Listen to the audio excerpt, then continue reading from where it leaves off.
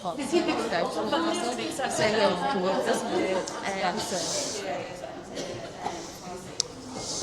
All right, everyone, let's get comfortable. We are moving in to the final part of the day, and I want this to be a little bit more relaxed. So we're actually going to be doing something that I've never done before. This is going to be like a live podcast that you get the pleasure of being a part of in the audience with my longest serving client. This is Nikki Garwood. Giving it your round of applause, everyone. So I've got a little bit of a flow, a little bit of a script to go through, but basically Nikki's just going to talk about her journey and she's going to inspire the next generation of clients. So that was going to be my first question, really. It's like, right, before you actually joined this program, not just this program, but invested in yourself regarding personal development, what was your life looking like at that point, and what was your relationship with food like? So I think it was 5 years ago, 2021, I think we're just coming out of COVID. I've always suffered with depression and anxiety, and I'd had a baby. He was 4 when I joined you, I think. And my mental health was just going down and down and down. After COVID, I wasn't able to work as a hairdresser anymore, so I was out of work. And I just found I was just eating more and more. Although food has always been an issue, I was eating, well, every time I noticed myself, I was just eating. That's all I was doing, was eating. I didn't understand why. I loved food and I hated food. That vicious cycle of just that love and hate relationship. I didn't want it, but I needed it, and then I'd have it, not realising that I'd eaten it, and then think, oh, I've done it again, you know? Yeah, if you remember very early on, the first conversations we had, I said that I used food as like an anxiety response, and I never knew it at the time. And I know you resonated with that immediately, and within the first couple of weeks, you were like, the penny had dropped, and you were like, right, I know that my issue is with food. It's not about food at all. It's learning how to regulate anxiety. Yeah. And obviously that was something that you'd probably never even contemplated at that time. No, I didn't know anything other than I was just eating and I couldn't stop. And I think it was only then Googling things that you then popped up on Facebook ads. I found him and then I blocked him. Didn't like what he was saying. That's a common theme, that, you know. That's a common theme. A lot of people block us initially and then go, oh God, I think that guy was talking some sense. I better get in touch with him again. I would never have told him, but when I actually joined, he couldn't set me up because my email had unsubscribed from him. So I had to tell him I'd blocked him. Again, And I think that was because Sam, obviously, we all know, was very blunt. But obviously curiosity kept taking me back to him, and I then blocked him on social media, and that curiosity, I thought, actually, that's triggering something in me, and it made me want to know more, I think. No, that's a good point. That's a good point. So up until that point, regarding like trying to fix this issue with food, like we'll backtrack a bit. You said you didn't realise it was about anxiety at that point. Obviously, now that you're on the programme, you did. But before that point, what kind of methods did you try to get a handle on the eating stuff that just didn't work? Oh, every diet under the sun, Slim World and Weight Watchers, as we've all probably been there. Yeah. I think they're probably the worst programmes for anybody with weight issues or food issues. You lose a few pounds in a couple of weeks and you think you're on a roll, and then it all piles back on because you can eat so much pasta and can't eat bad foods. And I think that's where my whole relationship with good and bad foods came from. If you had a chocolate bar, it was a sin. And so, that whole terminology around it, I don't think does anybody any good. And then learning about nutrition previously to you from a PT, still wasn't getting anywhere. And I think it was all down to suppressed emotions, not dealing with the past. And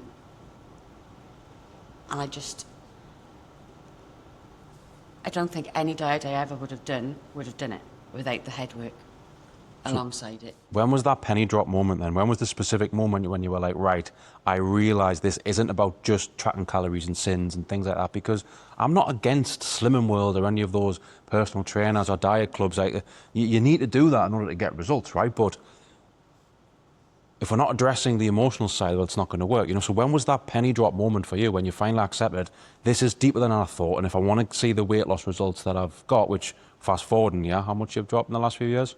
4.5 stone. Yeah, 4.5 stone. You're a brand new person, but that wouldn't have happened unless you finally accepted that. So do you remember the specific moment when you're like, oh man, this is it, isn't it? I've got to go deeper. There was a couple before I joined you, which then eventually led me to you. I think the one day I thought, I fancy a biscuit, hobnob.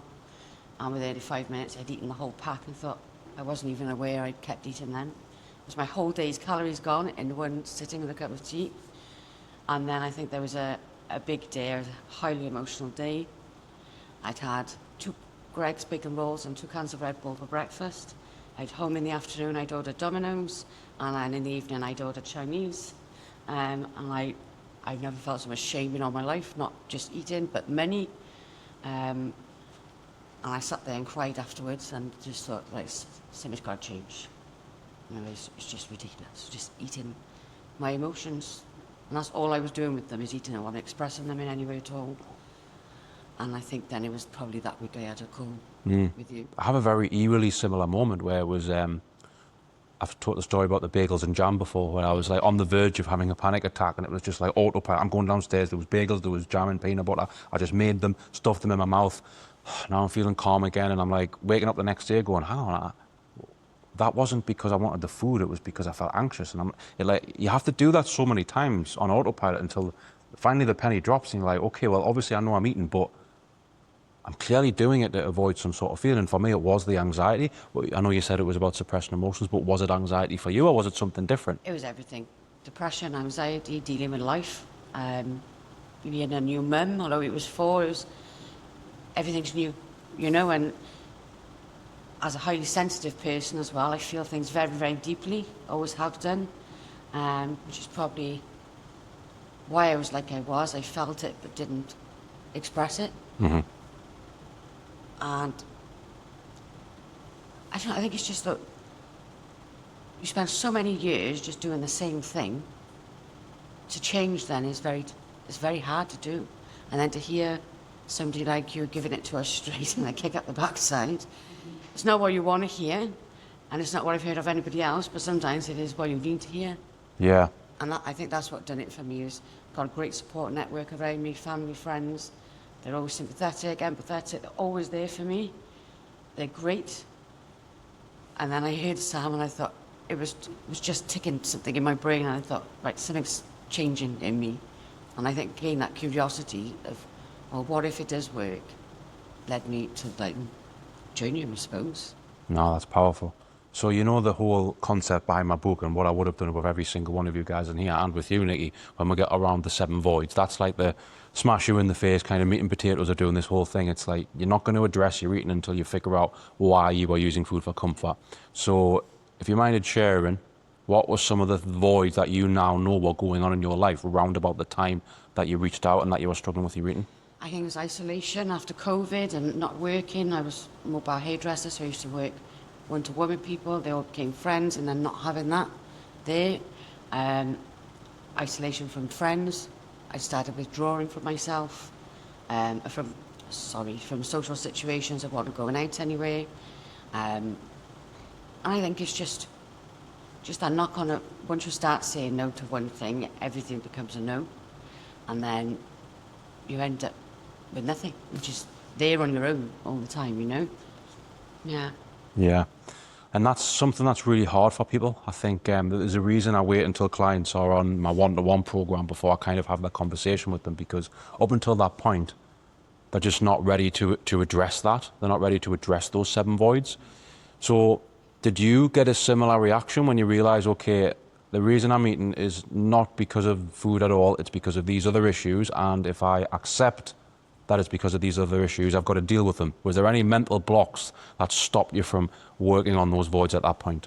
Yeah, I think when we first started, I didn't realise, as much as I'd watched a lot of your videos before I joined you, I assumed it would be more food focused, and obviously it's not. Sam gives us our calories if we want them, but it's more head work. And I think at first I don't think I did it all at first. I was too scared to delve into anything. So I think there was one video, I can't remember which one it was, but I felt nervous after it. I thought, I can't do this, I just feel worse for it.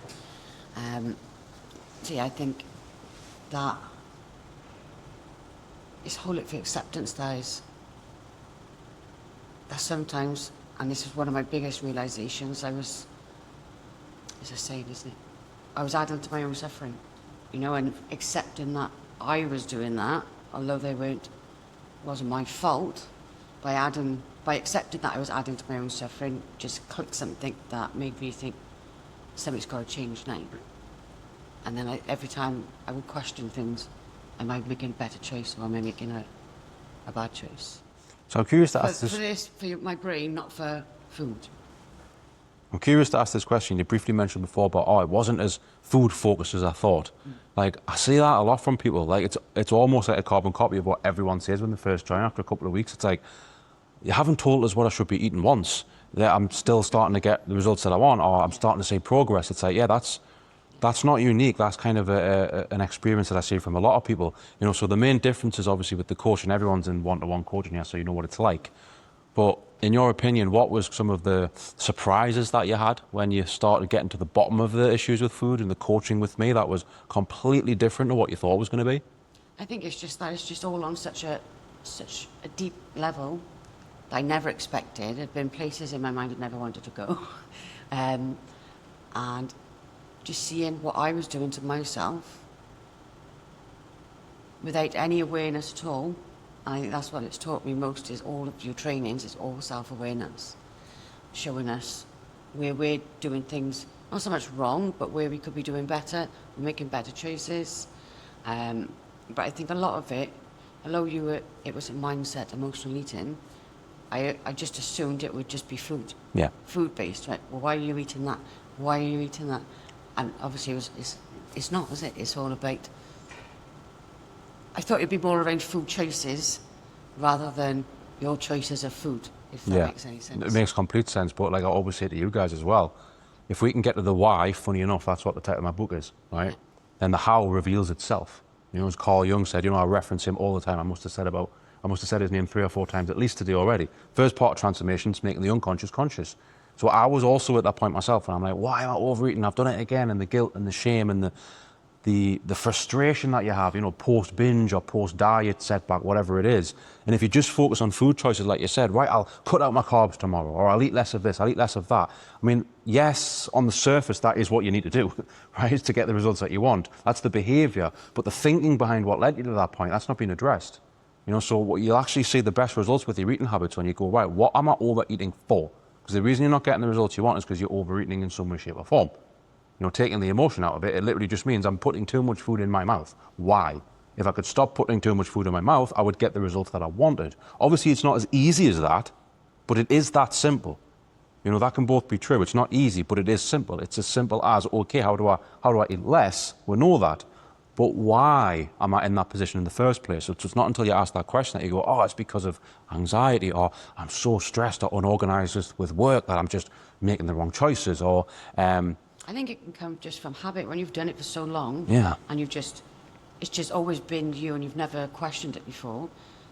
It's not always just down to conscious choice. You've just done it. Like I went for 1 biscuit with my tea and I'd eat 16 hobnobs, doubled up. Without even being aware that I'd even eaten them, I started to think, oh shit, I've eaten a whole packet when you meant to have one. That's all today's calories gone. And then I'd be thinking, why did I do that? And I think, well, it's habit. Sometimes it's not just choosing it. It just becomes ingrained in you just to do that when you have that food. So obviously I know your journey because I've worked with you for years and I've seen it unfold, but was there a specific framework or a training or a tool that I give you that kind of snapped you out of that autopilot where you were able to interrupt that and go, oh God, I can do this now. I can feel that urge, get the thought of, oh, I'm about to eat, and then go, actually, I don't have to do that, and navigate through it without it. Was there a particular strategy or tool that you used? 3 things for me is the one you just said, the consciously unconscious training, the energy emotion. I've lived by that since Sam's told me about it. Often revisit myself, see where I'm living most, and then try and adjust myself to being either high or low positives, and journaling. I never journaled before coming to you. Did the whole Dear Diary thing for years, on and off, but I'd never done guided journaling at all, and that's something that I've done ever since.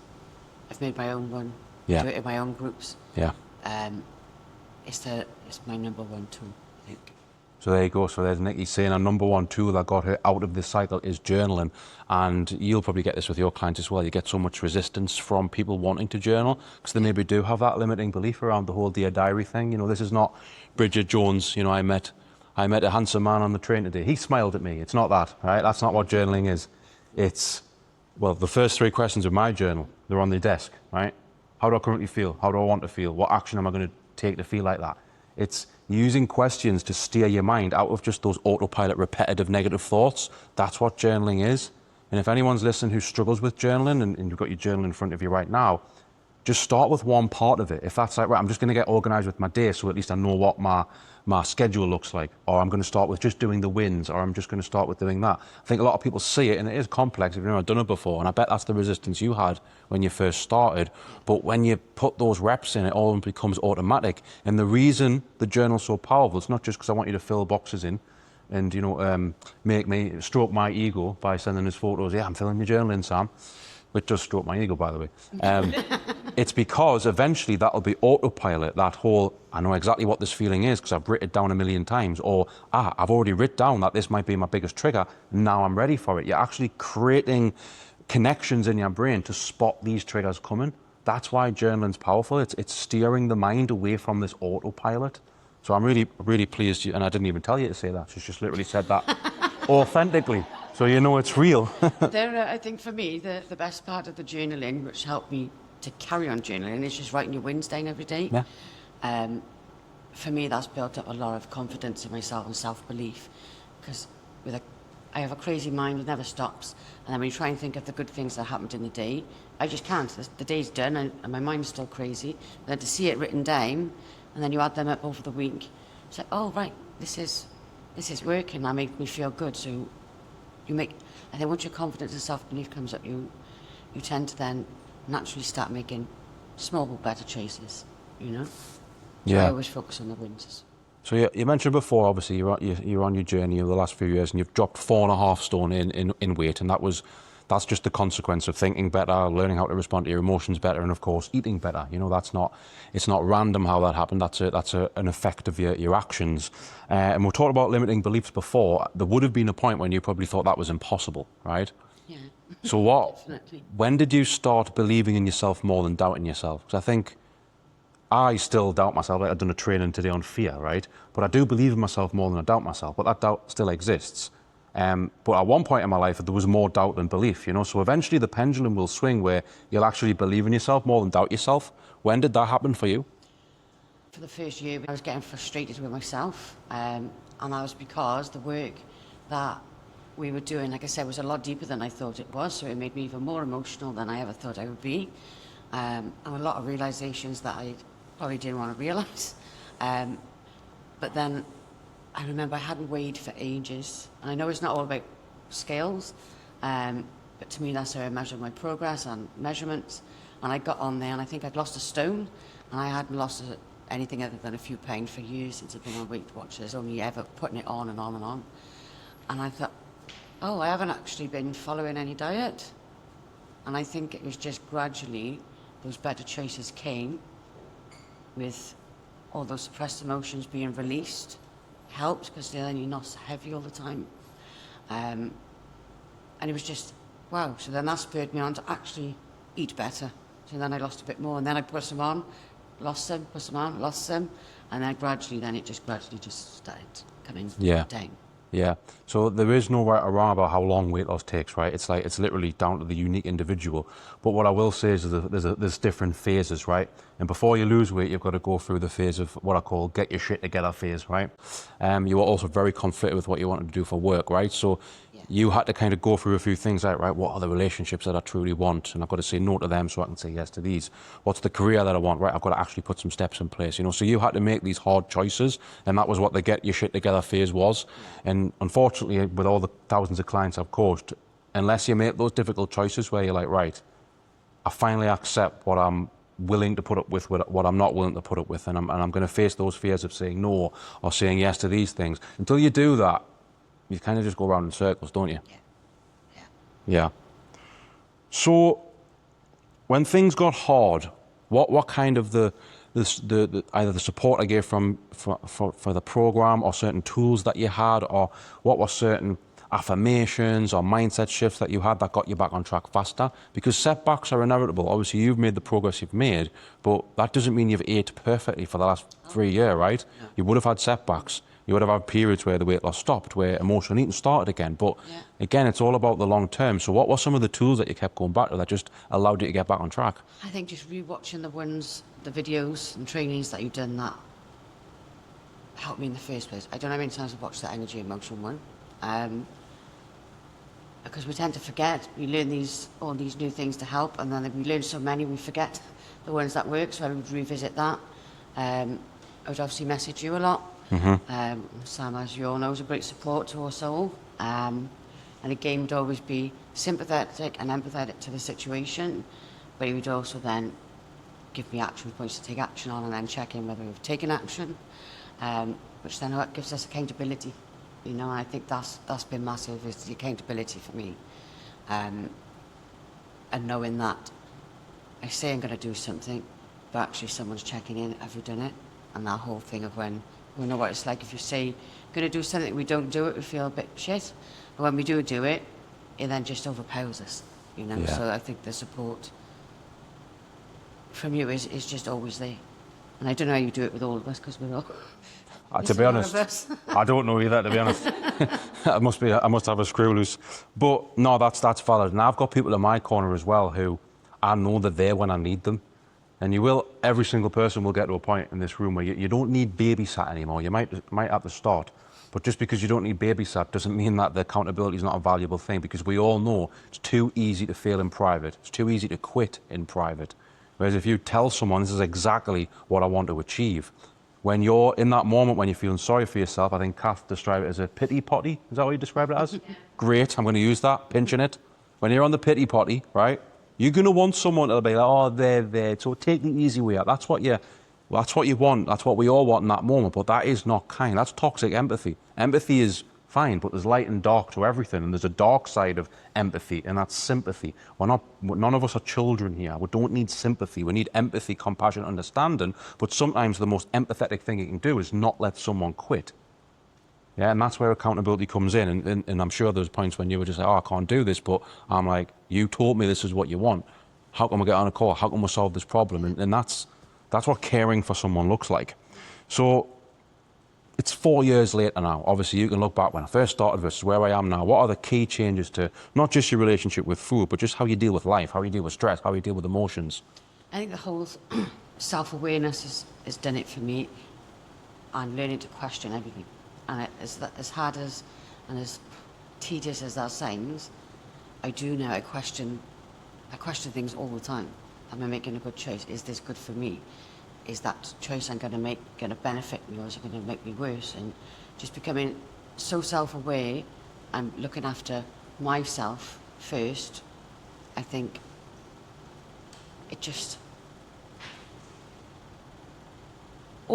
everything we've learned, I try and do a little bit every day. Practice with journaling, I do some breath work, and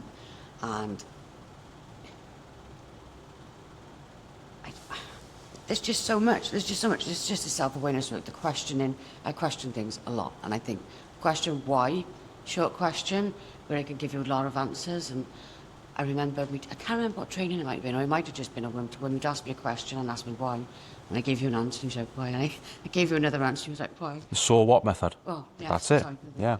And I was like, and I didn't know, but eventually we got to an answer, and I thought, oh yeah, it's not just one fixed answer. Sometimes it's deeper, or it's not even the answer you think it is. Mm-hmm. It's something else. Yeah. So, I don't know if any of you follow Nikki on social media, but Nikki's actually doing her own thing where you coach groups now, don't you? And a well-being group. There you go. Area, yeah. I remember 3 years ago you said, Sam, I want to do something similar to what you do. You didn't know at the time what it was going to be, but you were like, how the hell do I get started on this? And I literally just said to you, just like, speak to someone who's already doing what you're doing or what you want to do, and just ask them how did they do it. And I think you got in touch with a few people in your local area, and then eventually it snowballed into like a volunteer placement, and then eventually it snowballed into you getting paid for it, and now it's like progressing even more. It was straight into paid actually, which Oh, was there you really go. good. And that just came from me asking the person in the venue what would I need to set up a wellbeing group, and the person had just left, so they said, send us what you've got, and that was it. And I had 3 weeks to prep for it, and didn't know what to do with myself, and then he stopped and chickened out. But it's 3 years later now. So. Yeah, and I'm not saying there's everyone in this group or in this room right now wants to do the exact same thing, but I'm more focused on the symbolism behind it. It's like something inspired you that you were like, ooh, that'll be interesting, and then there was some sort of fear that went, oh, but you can't do that, some sort of limiting belief, like I talked about in my talk. But by persevering, by pushing through it, by facing those fears and having the courage to do it anyway, you like build this whole new life for yourself. You know, so what advice would you give someone if there's in this room right now or listening on the video where you're like, if you've got a goal or a dream, but you think that you can't do it, what advice would you give them? Because you felt like that at one point. Yeah, I think if you're really passionate about something, and I wanted to do it for a while, and then I kept saying I couldn't, and then I kept coming back that I wanted to do it. Like Sam said, just get around people who are doing the same thing, and just do it, the whole thing. Fight the fear and do it anyway, isn't it? Mm-hmm. You know, if it's something you're really passionate about, especially, I think a lot of people who are passionate about something have experienced a lot of pain around whatever that thing is. And I always remember a phrase, turn your pain into power. And I've kept that in my mind a lot, rather than turn your struggles into strength, rather than using them against you. You know, so just do that. Powerful.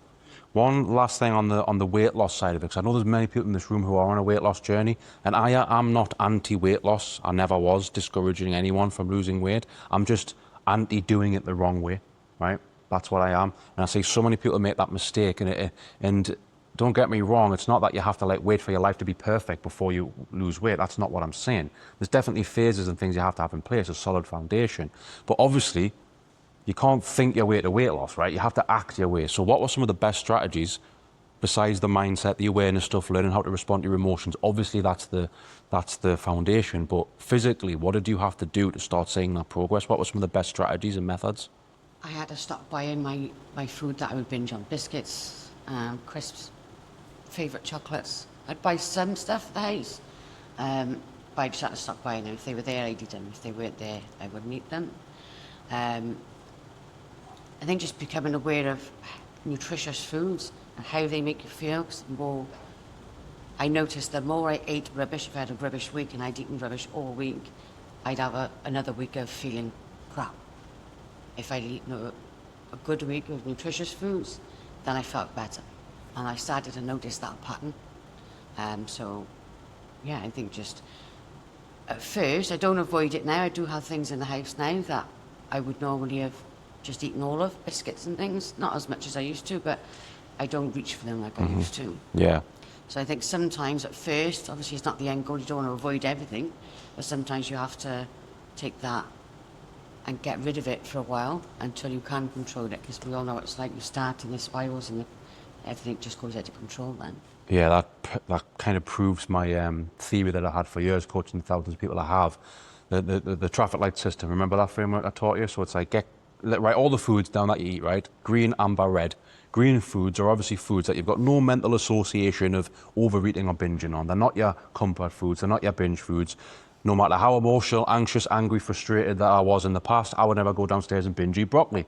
That ain't gonna happen, right? So things like that would be a green food. They're foods that there's just no repetition of using for comfort. And then you've got your amber foods where you're like, okay, I could possibly overeat them, but also I've got a lot of history of being able to moderate them. You know, like bread might be one of those foods, for an example. But then there was other foods like the chocolate shortbreads or the ice cream, or what else, peanut butter, granola. These are some foods that at that time when I was going through my own journey, I just couldn't seem to moderate. I couldn't seem to regulate. I either didn't have them or I binged. There was no in between. But like what Nikki said, eventually you can get yourself to a point where you can maybe bring these back in. But I hate to say it, but it's just what I see working in reality with the thousands of clients I've coached. To start with, if you realize you've got an association with a food that you regularly binge on and you really struggle to moderate it, the kindest thing you can do is just remove it. It's better to avoid the dragon than fight it. You know what I mean? Why would you want to fight the dragon? Just stay away from it, walk around it, you know? And I think a lot of people think that that's somehow a weakness. Like, oh, I'm having to not eat chocolate. That's too restrictive. It's too this, it's too that. But if you've been overeating chocolate every time you've had it for decades, then there's too many neural connections with overeating chocolate. It's too familiar. So you have to create some space, and that's where you can bring in some of your placebo foods. And like Nikki says, you can eventually reintegrate these foods, and they're no longer red foods, they're amber foods, which you have to be careful around. And that's exactly how it worked for me. I can have these foods around now. They're not trigger foods. But to start with, I had to remove them. So that, again, that worked for you, didn't it? Yeah, I think a lot of my issues was nighttime eating and takeaways, just to fill the gap of either boredom or emotions. So I started to do a better nighttime routine, make sure I was having a bath and calming down before bed and lights low and reading a book. filling that time rather than just sat there watching telly, just probably showing adverts of food, which then triggered me to feel hungry, and then go with the biscuit tin and think it's not enough, and then order a takeaway, and then feel bad, and then just go back to normal again. Yeah, I mean, again, everyone's different, but if I was to say generally, most people who struggle with their eating, if we were to pick let's break the day into 3 chunks, morning, afternoon, evening, the danger zone where you're more likely to overeat, probably going to be the night time, right? Yeah, maybe we'll get a little bit of an energy dip in the afternoon, you know, that's when the sweet craving comes in, but for the most part, we can probably distract ourselves with our busy lives and get through that, but the night time, and I remember having this conversation with you like it was yesterday, I was like, if you're not fulfilled on a night time, you will overeat. So we had to have a plan, or we had to create a plan, or you had to create a plan in accordance with me to say, right, you're going to get to that point at the end of the day, you're going to have a healthy distraction technique for the night time, so you don't just do those things, but then you have to get to that point and feel fulfilled. That's where the journal come in handy. If you could answer those 3 wins and feel confident in those wins, the likelihood of you feeling sorry for yourself and comfort eating was next to nothing. But also if you had a little mini strategy just to disrupt that autopilot of sit down, you know, procrastinate, watch crap TV, not cook for yourself, order a takeaway. You just had to disrupt that cycle, didn't you? So once you cracked the evening period, that's when the results just started happening, wasn't it? Yeah, so I eat a day's worth of food and be great, and then I eat a pizza, or I eat whatever it was I'd ordered on top of the daily food I was eating. Mm-hmm. So I was never going to lose weight because I was just eating double the amount I should have been. That's so many people. That's so many people that don't need to overhaul their entire life. They just need to go, right, I'm getting to the end of the day, and it's a game of Russian roulette. It's 50-50. I'm either going to end the day not overeating, which means I'll be in a deficit to lose weight, or I'm going to blow my entire day's calorie out the water and do it all in that half an hour. And it's literally only a half an hour period of time where if you were to regulate your emotions in that point, you would get through it, wouldn't it? So it's just having a little bit of a strategy. And there's no one-size-fits-all plan. It's just recognizing that, right, what is my danger zone? And if that was the evening for you or the afternoon for other people or whatever, like, you know, we've got a framework in the program called the prevention framework, the rapid prevention framework. Recognize when your danger window is, anticipate when it's next likely to be, have a preparation plan in place, have an intentional response. So if I do find myself in this situation that I've anticipated and I am triggered and I'm getting the thought of I'm about to eat, I haven't just got an idea of a preparation plan. I've got step 1, step 2, step 3, intentional response, and then you disrupt it. That is the rapid framework. And obviously you created your own version of that way. What did you say? The self-care, the bath, the... Yeah, just slowing down, I think. Yeah. I think my brain doesn't stop at all. I think that didn't help because then I would eat to try and stop that. But learning to just relax and just slow down and get my body to slow down as well as my mind, I think it all helps. You've got to have both. You've got to relax your body and you've got to relax your mind. So then I wasn't anxious, overly anxious before bedtime, so then I found that the eating just got less. Amazing. Got 2 final questions for you, Nikki. If you, let's say that time when you blocked me all them years ago, let's say you didn't unblock us and I stayed blocked.